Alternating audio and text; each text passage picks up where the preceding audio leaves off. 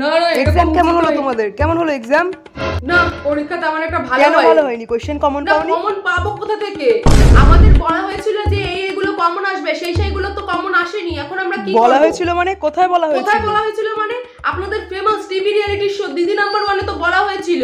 ম্যাডামরা সব বলে দিলেন যে এই প্রশ্ন আসবে, এই লোমের ক্যারেক্টার আসবে, এই বুড়ির চরিত্র আসবে, কিচ্ছু আসেনি। কিচ্ছুই আসেনি? না, কিচ্ছু আসেনি। আমি তো ওই ভাষায় পরীক্ষা দিতে গেছি, বই না পড়ে, কোনো নোটস না পড়ে, ওনাদের ওই নোটস পড়ে পরীক্ষা দিতে গেছি। আমি যে ছেলে ক্রিকেট বাদ দিয়ে কিছু দেখি না, সে আমি ওই এতক্ষণ ধরে দিদি নাম্বার 1 দেখেছি আমার মার সাথে বসে বসে। আমার মাও তো অবাক যে ওখানে দিচ্ছে, আমার মাও খাতা পেন নিয়ে বসিয়ে আমাকে সব পড়িয়ে নিয়ে গেছে। এত কষ্ট করে ওনারা যেগুলো দিয়েছে শুধু সেগুলোই পড়ে গেছি। এখন একটাও কমন আসেনি। এখন যদি আমি ফেল করি তার দায়িত্ব কে নেবে?